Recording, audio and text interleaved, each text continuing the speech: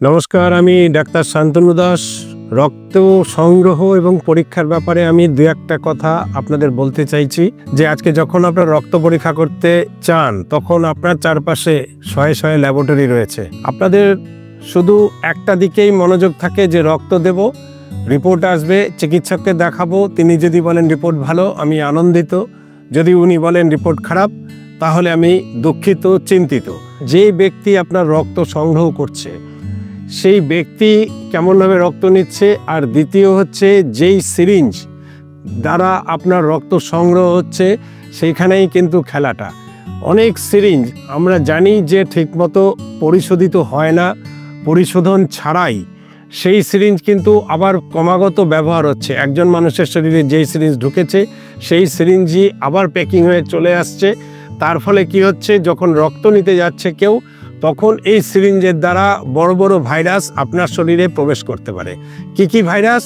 Hepatitis C বা C jaundice, hepatitis B বা B jaundice, এছাড়াও HIV যাকে আপনারা এইডস বলেন, যে চারিদিকে আজকের দিনে আমরা ভয় পাই, এইডস থেকে বাঁচতে চাই, কিন্তু একটা সামান্য ভুলে, একটা সিরিঞ্জের ভুলে কিন্তু আপনার এইডস হয়ে যেতে পারে।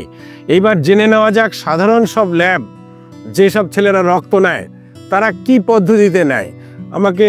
আমাদের ফ্লেবোটমিস্ট রয়েছে, আমি আমাদের একটা নর্মাল সিরিঞ্জ আপনাদের দেখাবো। এই দেখুন একটা নর্মাল সিরিঞ্জ, এর মধ্যে নিডিল ঢুকানো হয়, ঢাকনাটা খোলা হয়, পেশেন্টের শরীরে নিডিলটা ঢুকানো হয়, ঢুকিয়ে এইভাবে রক্ত টানা হয়। এইখানে আপনারা জানেন একই সিরিঞ্জ আমি রক্ত টানতেও ব্যবহার করি, ইনজেকশন করতেও ব্যবহার করি।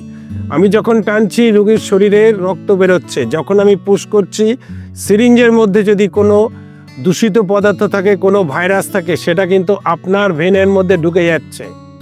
এইটাই ডেঞ্জারাস। সাধারণ সিরিঞ্জ দিয়ে রক্ত নেওয়া, রক্ত দেওয়া দুটো কিন্তু সবসময় ডেঞ্জারাস। তাহলে আপনার করণীয় কি? যে আপনি এমন কোনো ল্যাবরেটরি থেকে আপনারা রক্ত দেবেন পরীক্ষার জন্য, যেটাকে বলে NABL ল্যাবরেটরি, যেমন উত্তর দিনাজপুরের মধ্যে এবং দক্ষিণ দিনাজপুরের মধ্যে একমাত্র জীবনরেখা রয়েছে। NABL একটা ন্যাশনাল একটা অ্যাওয়ার্ড বলতে পারেন, ভালো ল্যাবগুলোকে দেওয়া হয়। আমাদের এখানে যখন রক্ত পরীক্ষা করবেন জীবনরেখাতে, আপনি যদি আপনার বাড়িতেও আমাদের কোনো রক্ত সংগ্রহকারীকে ডাকেন অথবা জীবনরেখাতে রক্ত দেন, তখন কিন্তু আমরা অন্য পদ্ধতিতে রক্ত নেই, একে বলে ভ্যাকুটেনার। আমি এখন আমার হাতে নিচ্ছি, এটা হচ্ছে নিডল।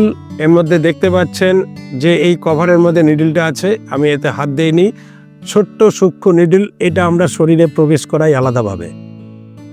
এরপরে এখানে এই জিনিসটা আমরা এই প্লাস্টিকের একটা ক্যাপ লাগিয়ে দিই, এর মধ্যে আমরা প্রবেশ করাই ভায়াল, মানে যার মধ্যে রক্তটা নেব, এটা শুধু আমরা এইভাবে ঢুকিয়ে এই লক হয়ে গেল, ব্যাস। এর মধ্যে ভ্যাকুয়াম তৈরি হয়ে যায়। ভ্যাকুয়াম মানে হচ্ছে যে রোগীর রক্ত শুধু একদিক দিয়ে নামবে, এই সিরিঞ্জে এই ভায়ালটার মধ্যে জমে যাবে, কাচের শিশিটাতে জমে যাবে, কিন্তু আমরা বাইরের থেকে কোনো কিছু পুশ করতে পারবো না। তার ফলে আপনি কিন্তু সবসময় থাকবেন সুরক্ষিত।